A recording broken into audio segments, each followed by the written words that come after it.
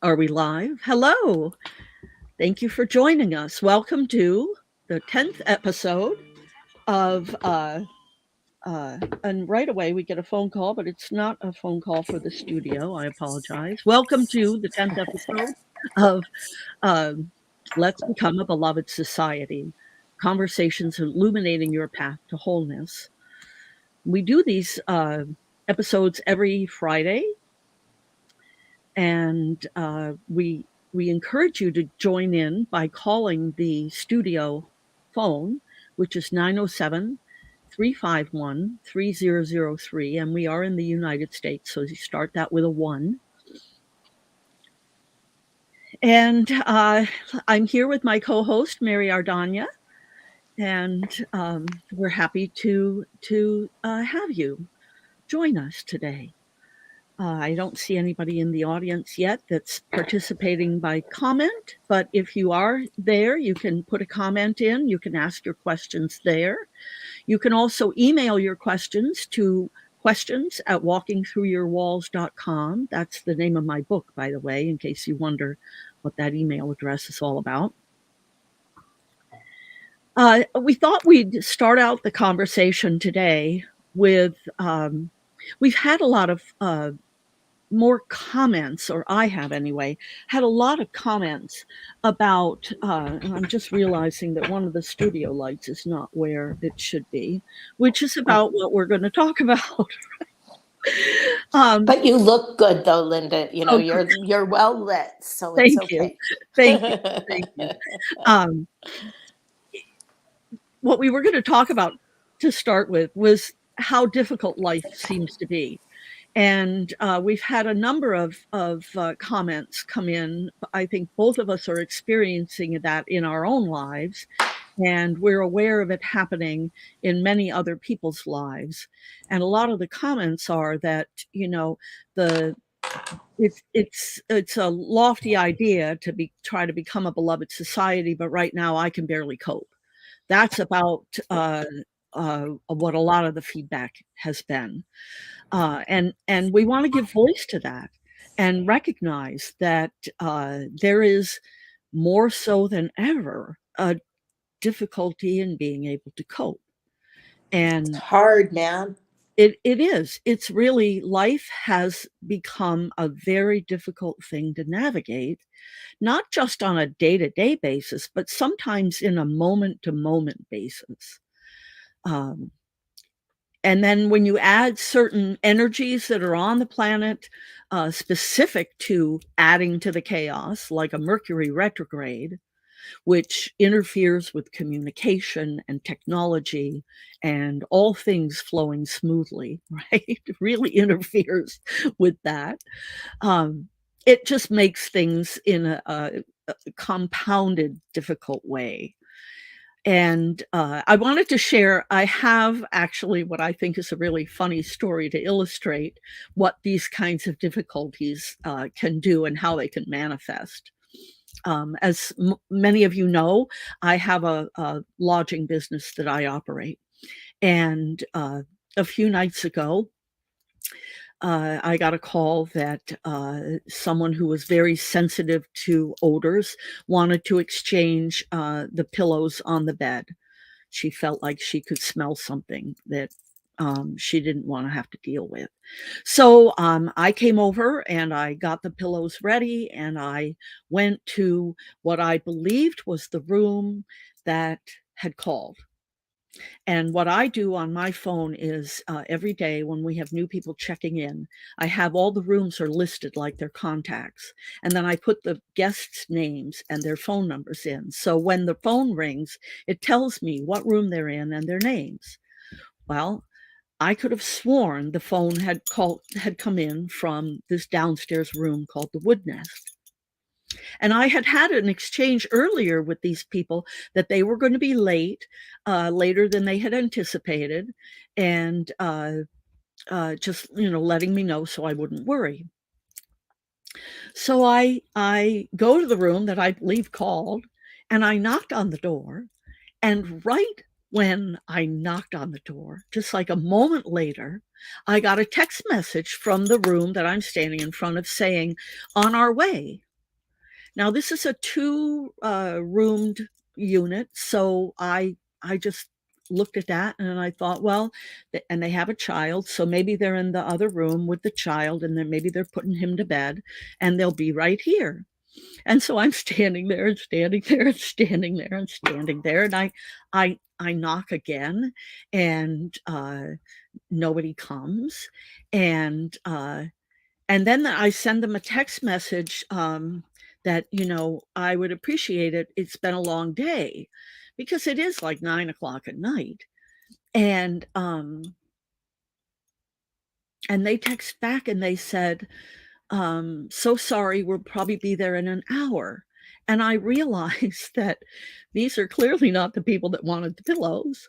And, but the timing of that text when it came in to say, "Be right there," with coinciding with my knock on the door, those are the kinds of things that Mercury retrograde will do to us.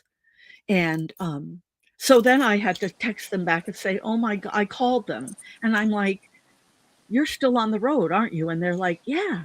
And then I told them the funny story of I'm standing outside your room and I knocked, and and and they enjoyed the humor of it. I was really so embarrassed.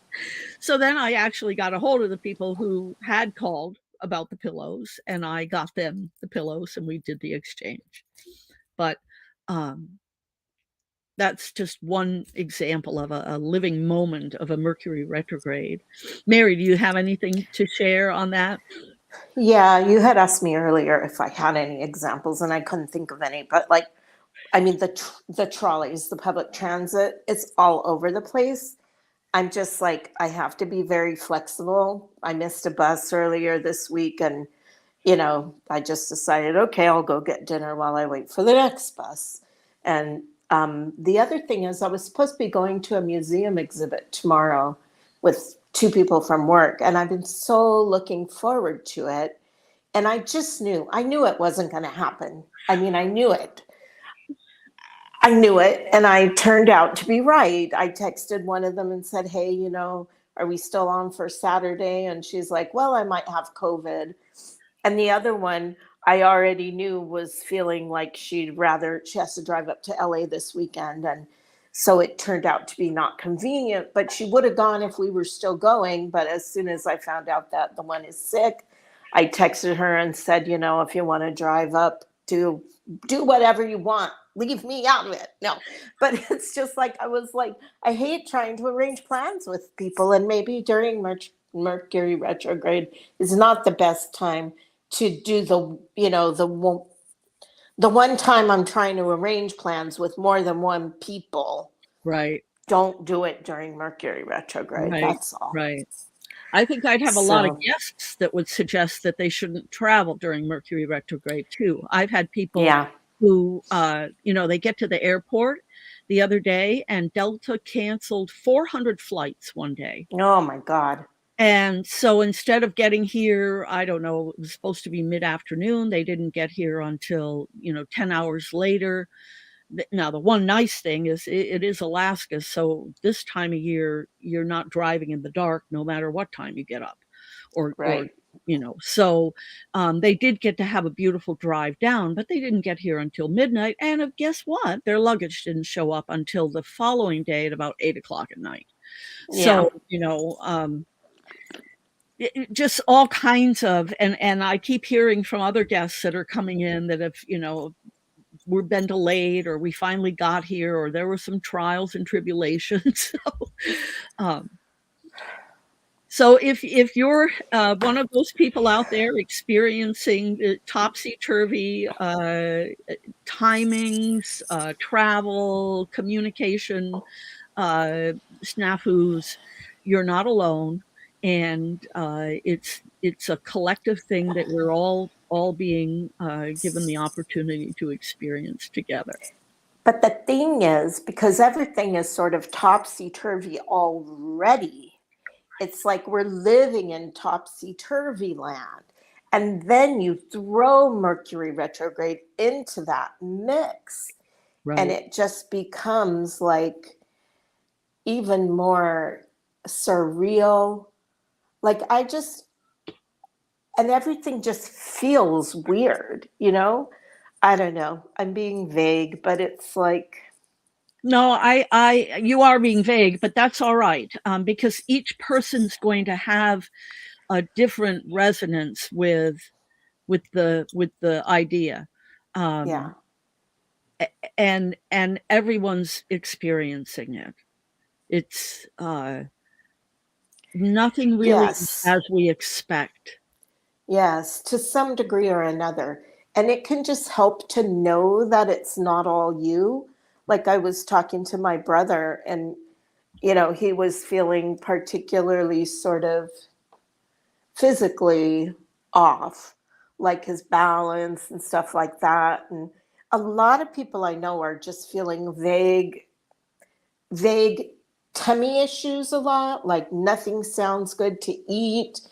I just, a lot of people are having these things and maybe realizing that it's not only you. And some of it is like it's just things.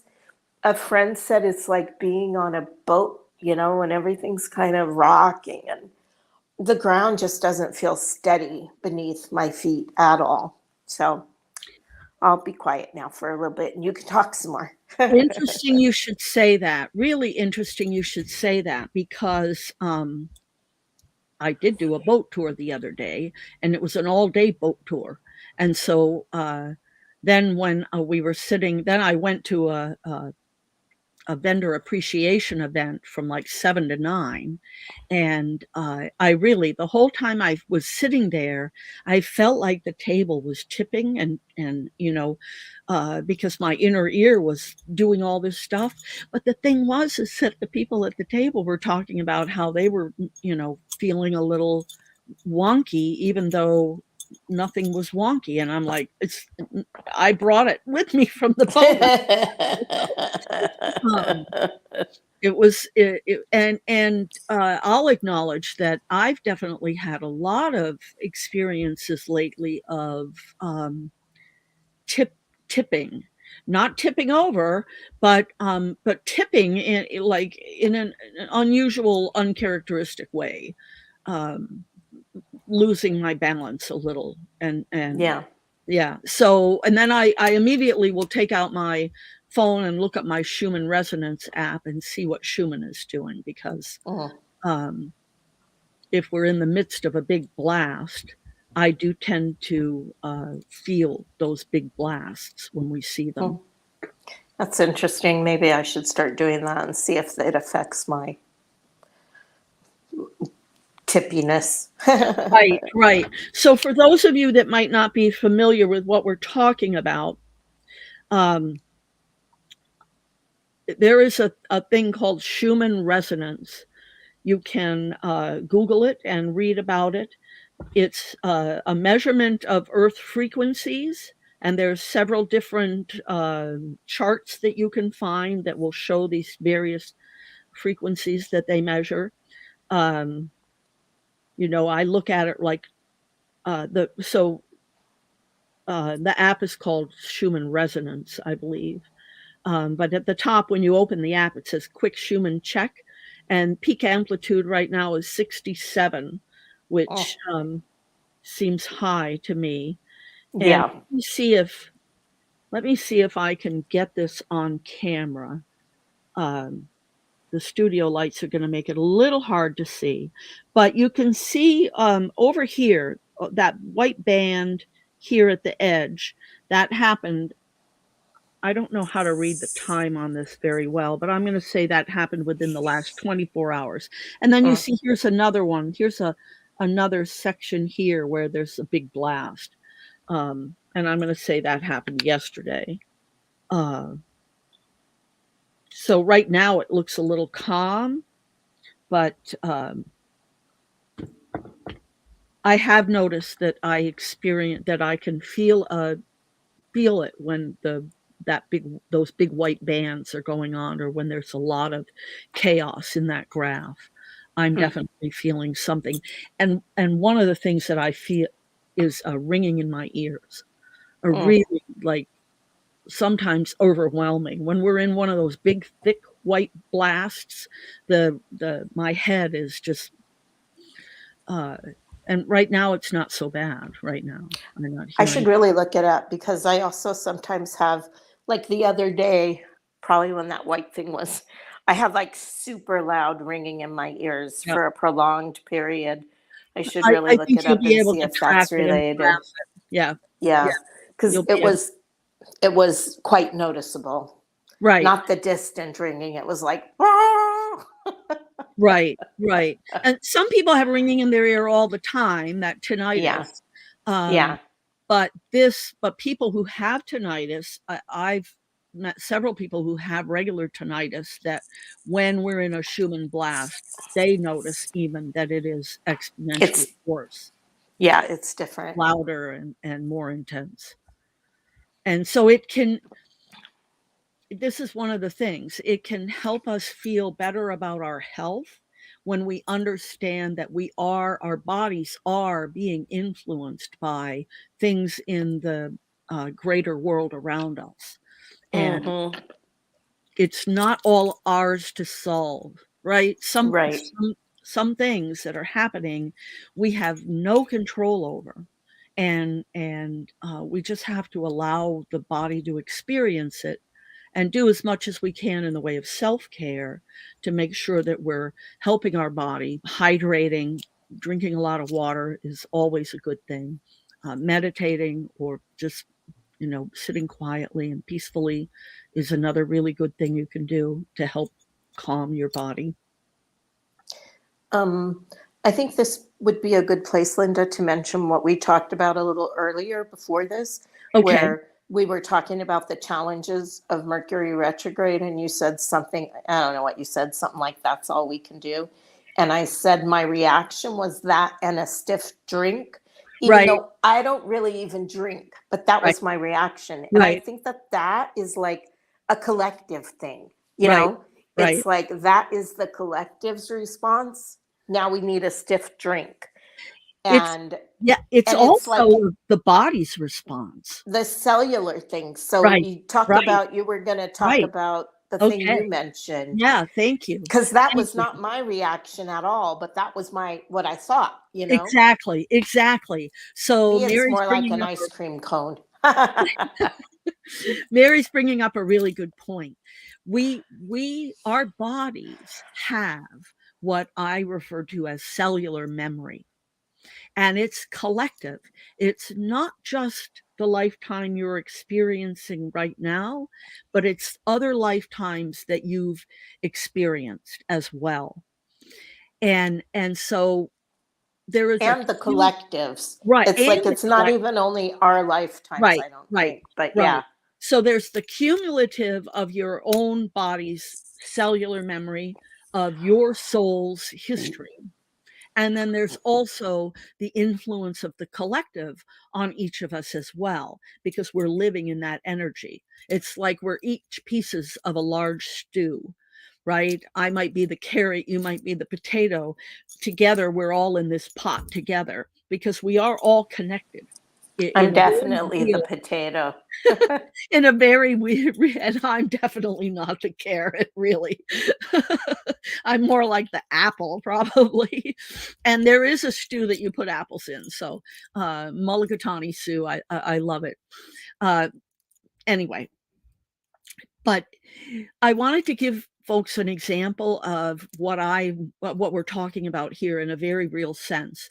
As some of you who've been listening or following know, the road that leads to my property south of Seward was impacted by a 300-foot wide and no, maybe it was 300-foot wide. It was also, I forget, 300 feet tall landslide.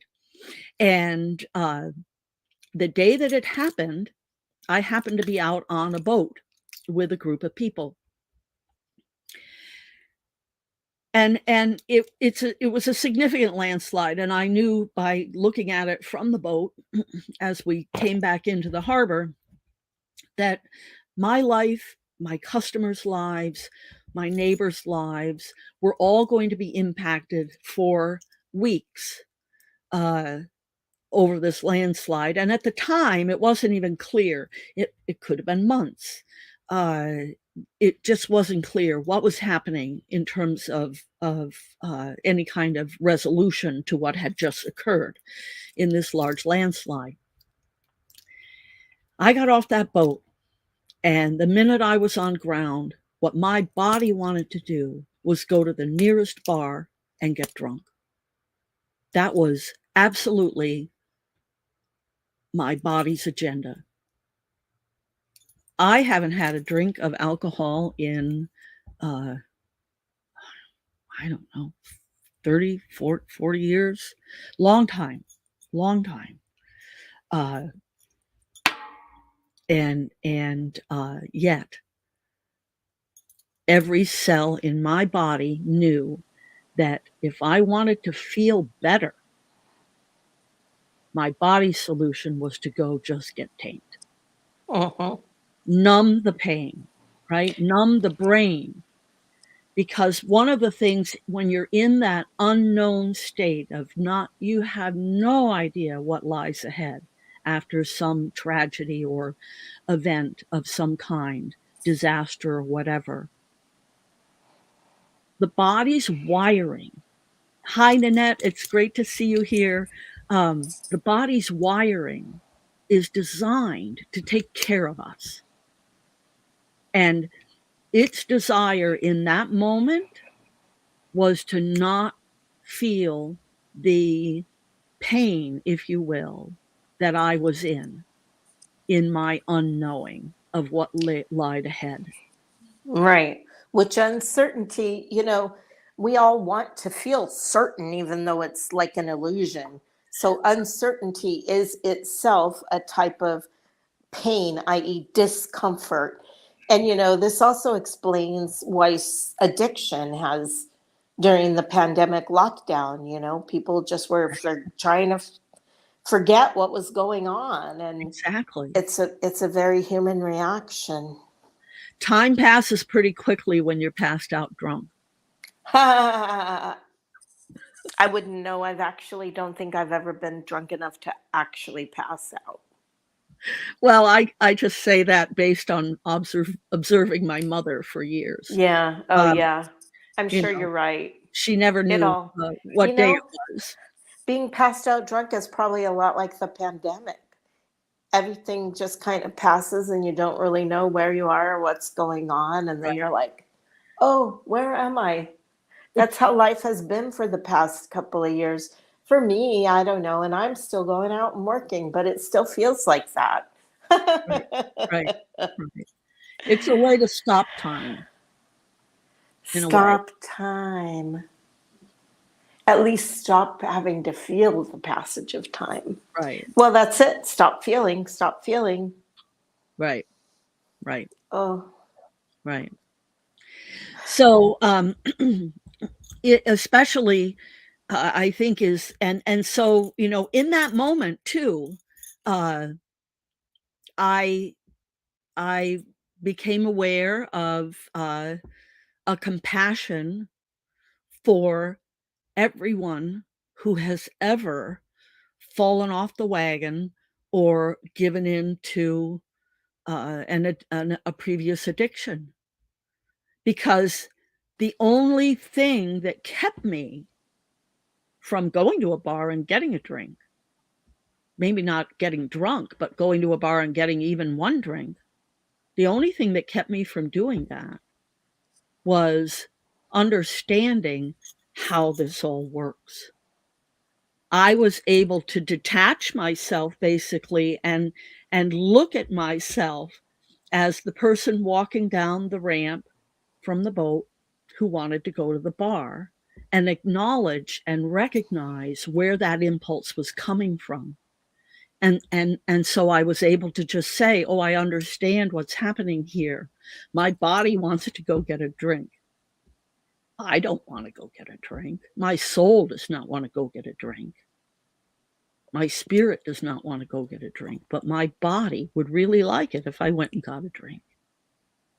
And you can just give yourself compassion for having the experience and the desire and acknowledge it, and then you can walk away from it. You don't have to give in to it.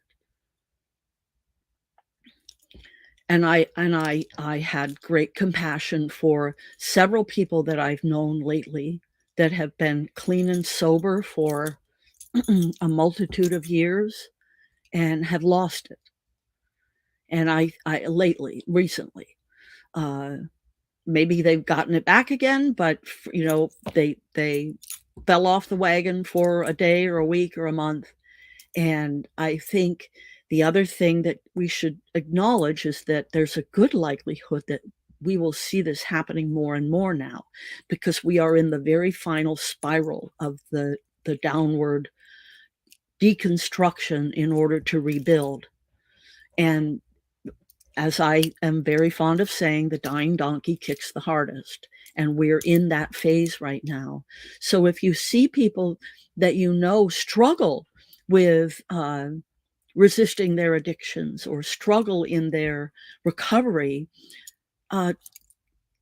try to help them, in a way, like distract them and get them to come do something that's non-drug or alcohol related or whatever it may be, right?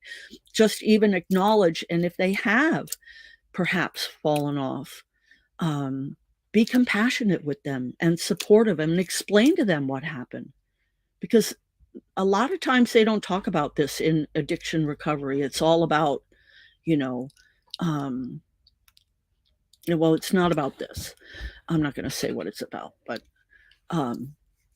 because a lot of people don't understand these concepts. So if you can help in any way, do that. And if nothing else, just hold them in your heart and have compassion for them. And another thing, which is kind of obvious, but not to some people, just remember, like if you're hosting or at a party and you ask someone if people don't want to drink alcohol, don't push them. You don't know what their reasons are and it's none of your business. But in our society, we do tend to foist alcohol on people and act like there's something wrong if people don't want to drink or party, quote unquote, or whatever.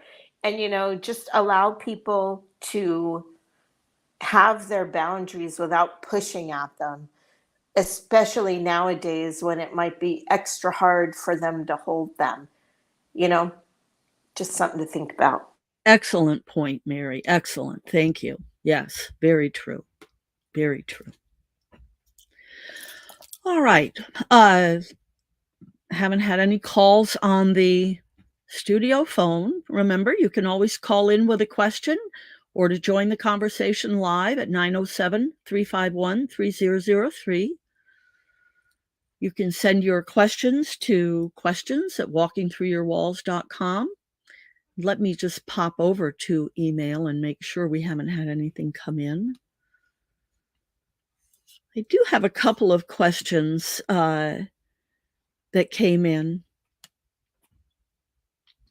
Here's one. In episode 9, you talked about each of us starting on our own to build a beloved society. I got the impression you're saying that it's not enough to be spiritual. Is that what you were saying? So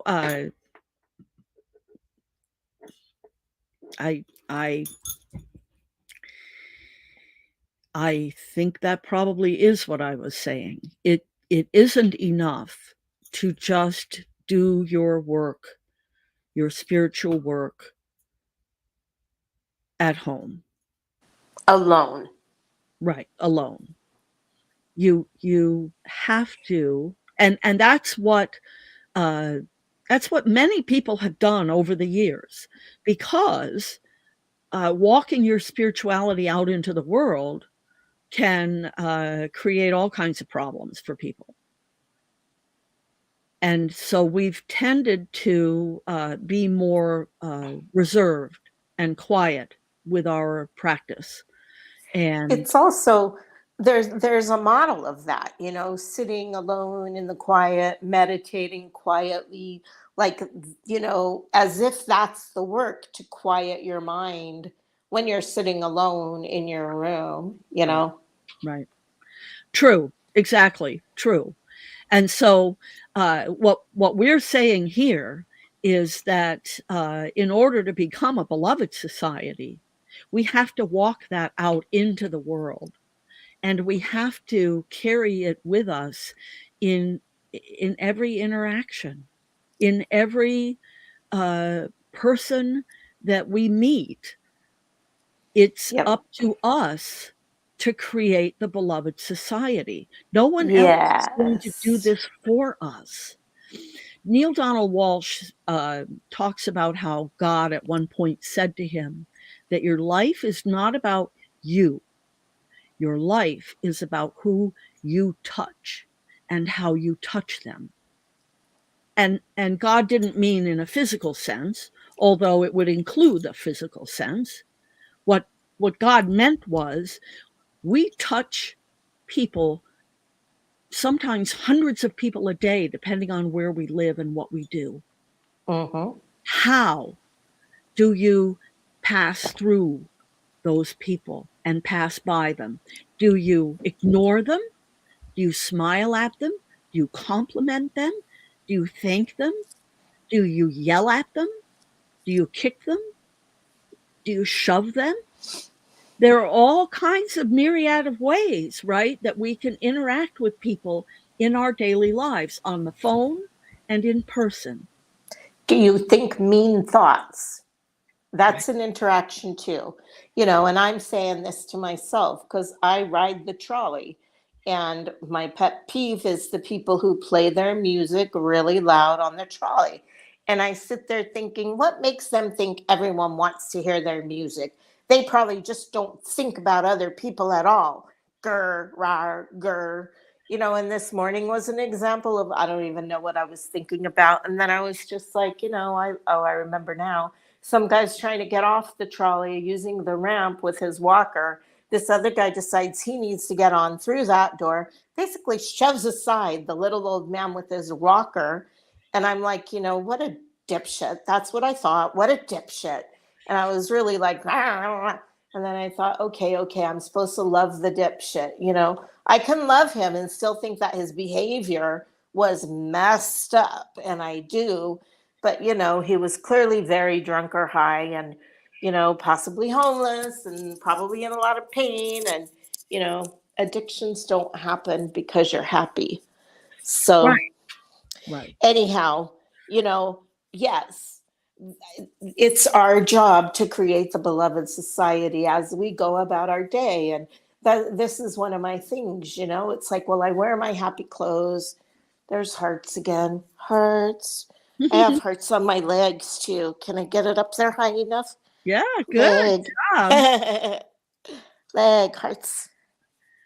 Yep. Yeah, see? Beautiful. Anyhow, but also it's not just that. It's like, I walk by the security guard across the street in the morning. We always wave and say hi. I don't really engage in conversation much, but I at least smile and say hi. And, Right. to other people too, to the people I pass all the time and see all the time. I Right. smile and say hi. If I see them more often, might stop and say, hey, how are you?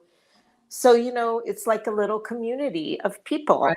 So Right. when I talk about starting in my yard, this is what I'm talking about, what you're talking about, the people I come into contact with on a daily basis. And I Right. come into a lot of people at work. I work in a city. I take the trolley. I smile at the people usually if I don't think they're dipshits.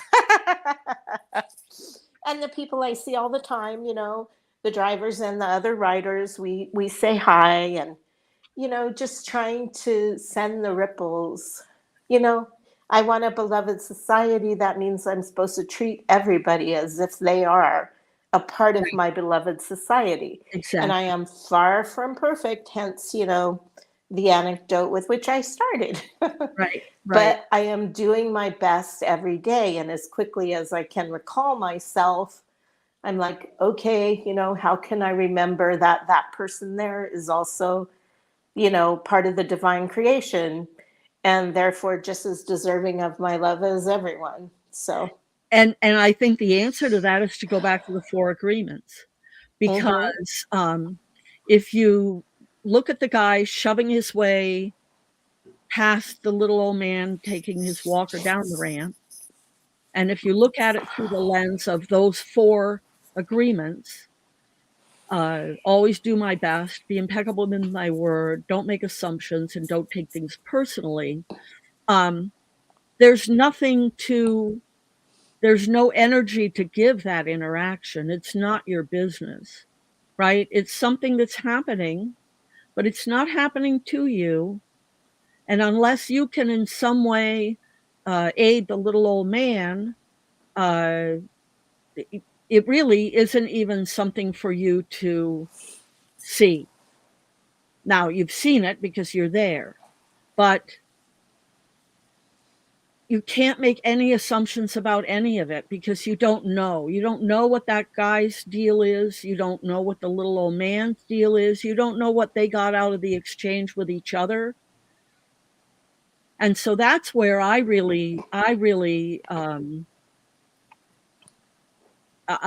would say, like, for me, I don't have that. Nobody's a dipshit. I never think that. That's Um, awesome. I never think that. Either that or we're all dipshits, one or the other, you Oh, know. well, we are all dipshits Yeah. sometimes. Um, I co-wrote a song once that was called "Everyone's an Asshole," just FYI. So, I don't immune myself from that. right, right. Um, so back to the question, let me flip to that window so I have it in front of me. So it's not enough to be spiritual alone in your room. You have to carry that spirituality out and really walk it. And don't beat yourself up when you discover that you've been making assumptions or taking things personally or judging people. It's a long road to get to the place where those things aren't playing a role in your daily life because we're surrounded by it and it's modeled to us all the time. Well, So, also, life is process. right, Life right, there isn't an end game except death. exactly. And It's that isn't even all, really the end game, but no, but just of this right, incarnation. But right, yeah, but it's like, it's not about getting to where we're perfect little, you know, beings, except insofar as we are. But, sorry, process. That's what I tell myself. right, Process, process, process. right, right. It is a process. It is a process. And so be gentle with yourself. You can set out. And so this is also something that's really, I think, worth covering. You can set out from your day, leave the house, and you're in a great mood.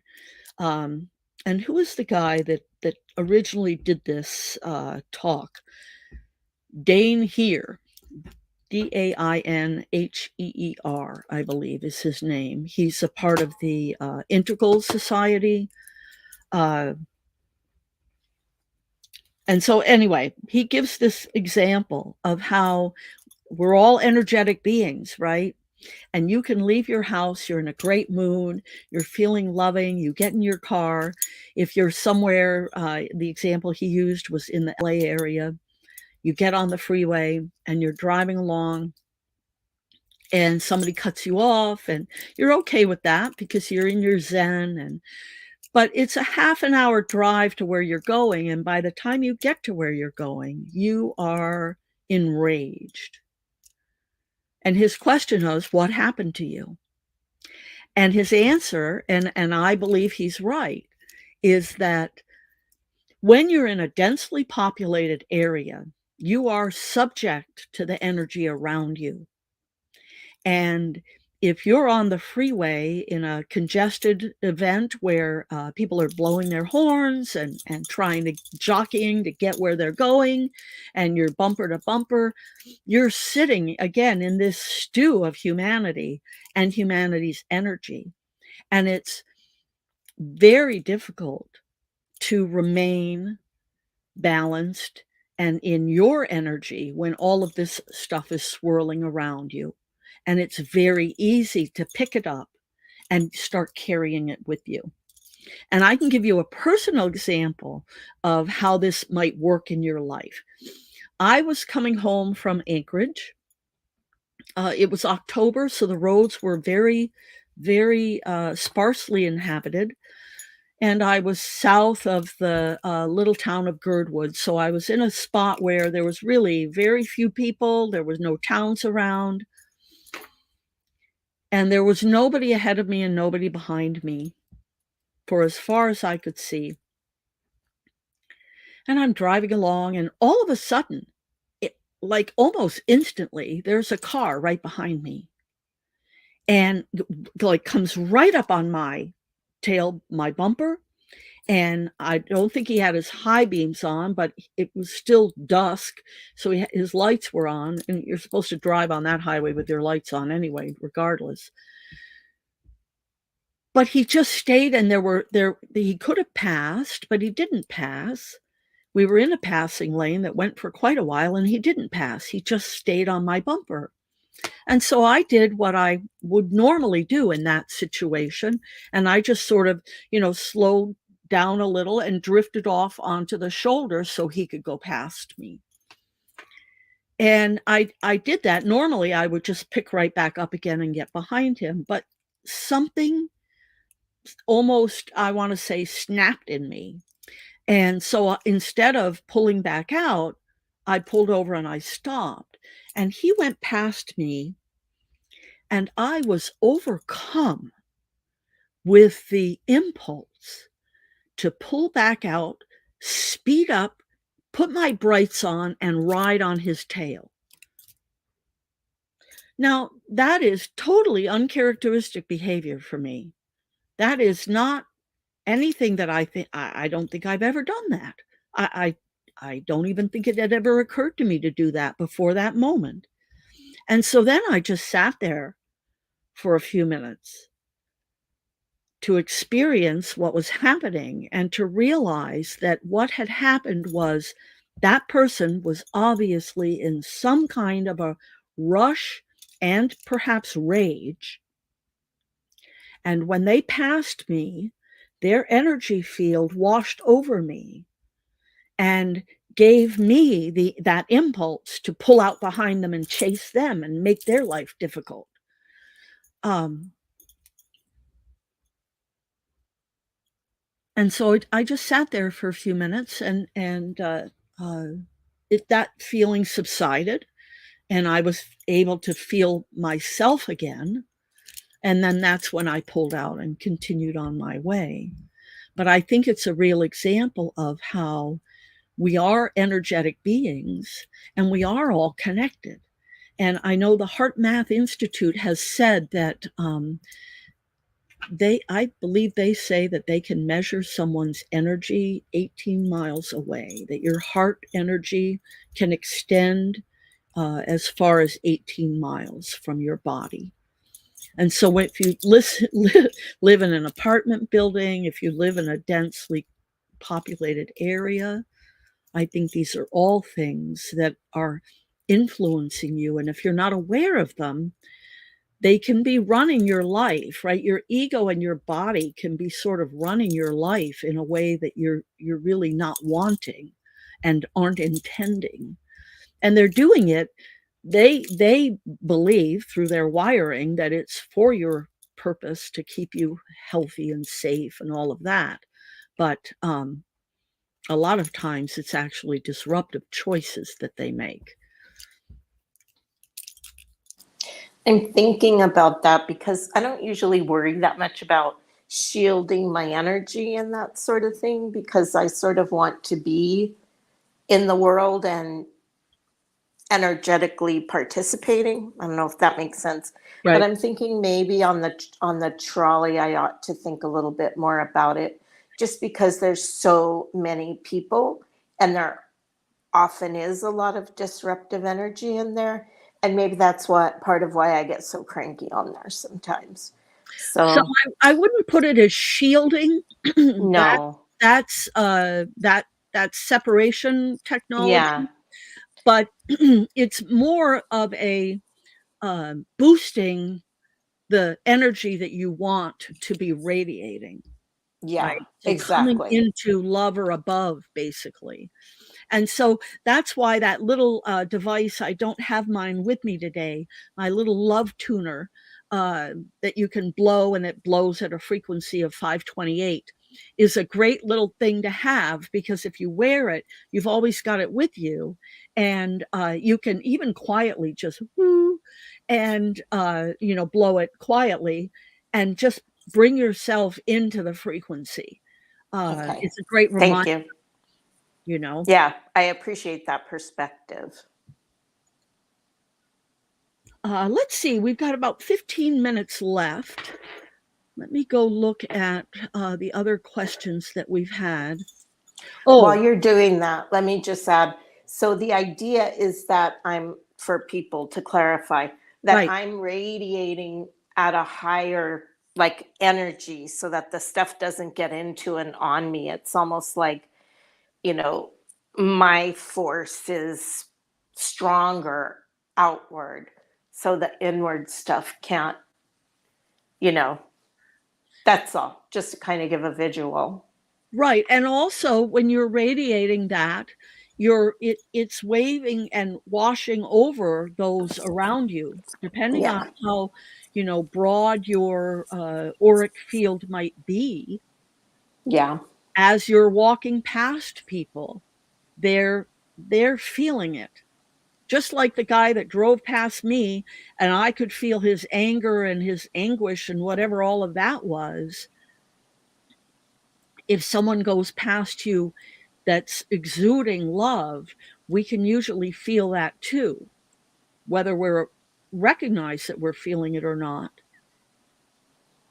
But you can, a lot of times, you can walk into a room and feel an energy, and that energy comes from the things in the room, but also the energy that's been left behind by the people that use that room. Or you can walk into a room and you can feel the energy of the people in the room, and you might feel really uncomfortable. That happens to me a lot. Um, there are a lot of times where I go into an event or a gathering and I can't stay. I'll stay for a few minutes and then I'll have to excuse myself and leave.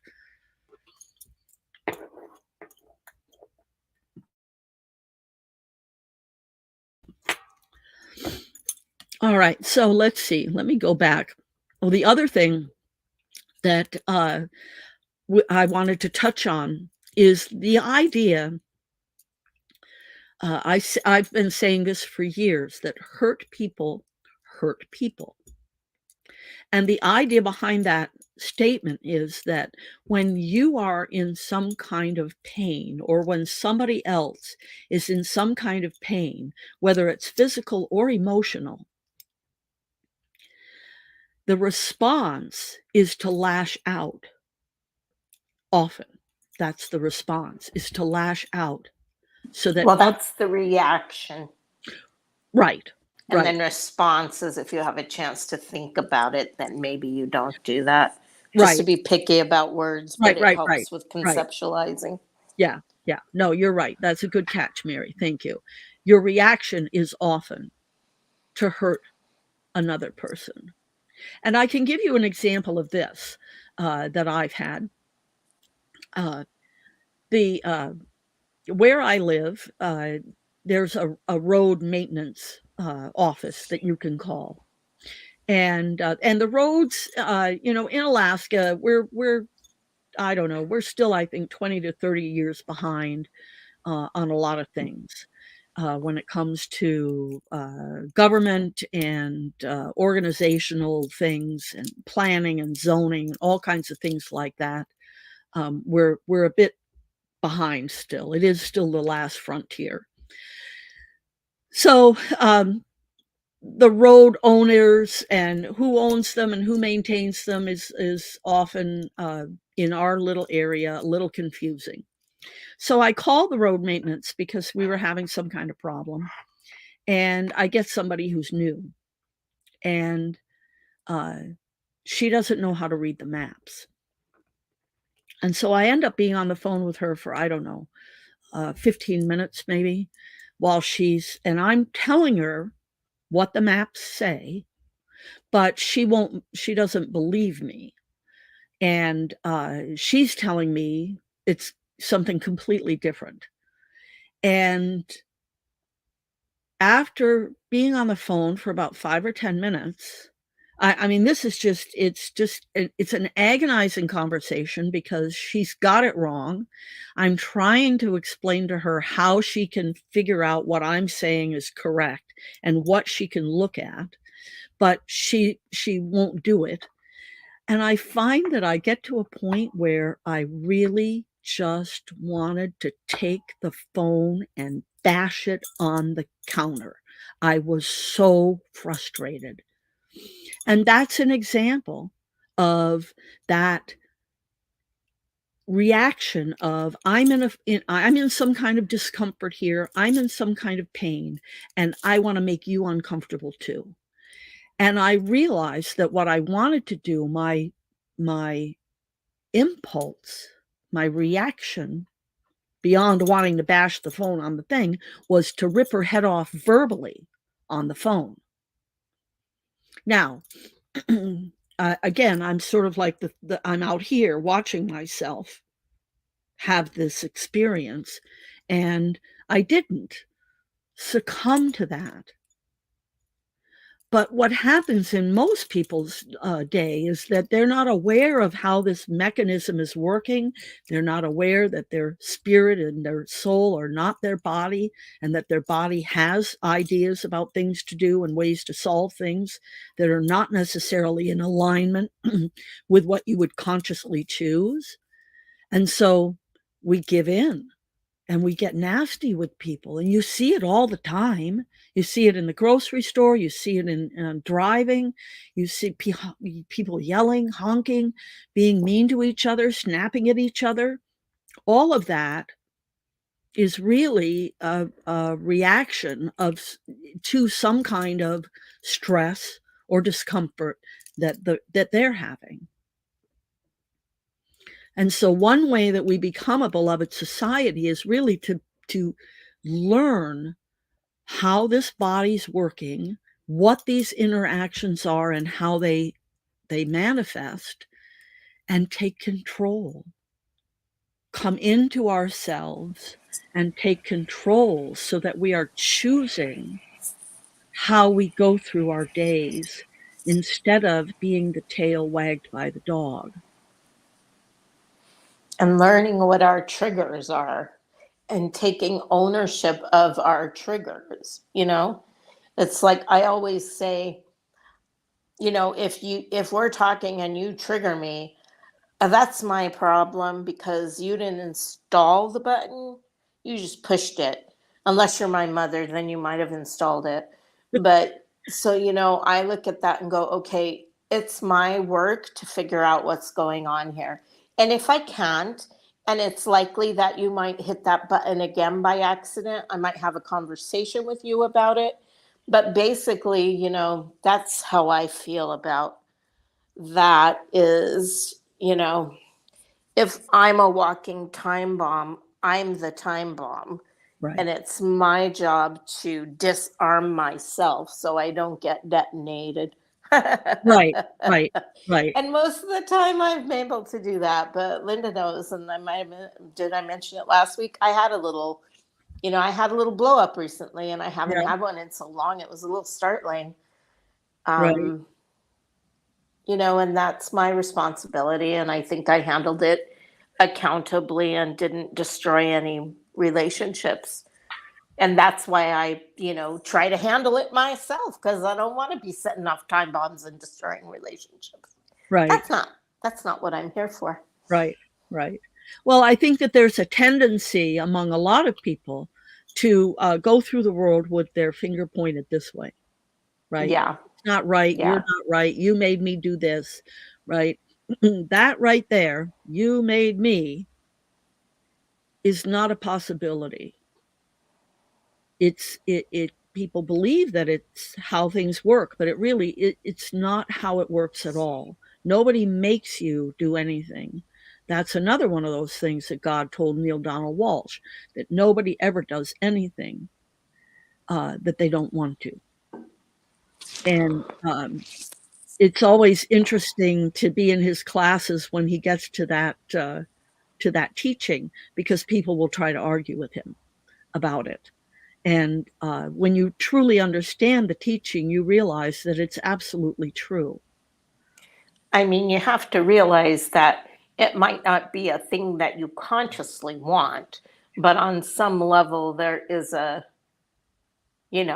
like your body is like the drink.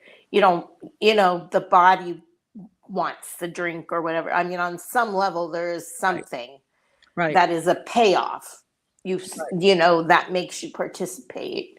I don't know if that's a good way to put it, but you might not consciously want it. And I think that's important to say. Like, people will say, well, I don't want that, but if you did it, you did it.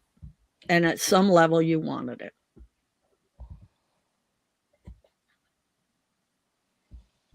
We're talking about in looking at it from it's already happened. Right. Right.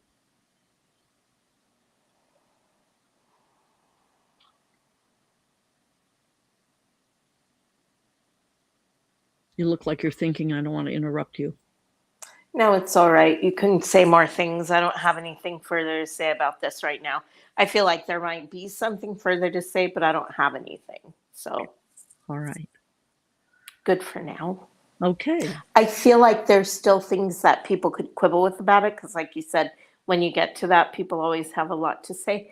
But hey, if you're out there listening to this and you want to quibble about it, hey, we're here for that. That's right. Call and leave us your question or email us, and let's talk about it. You know?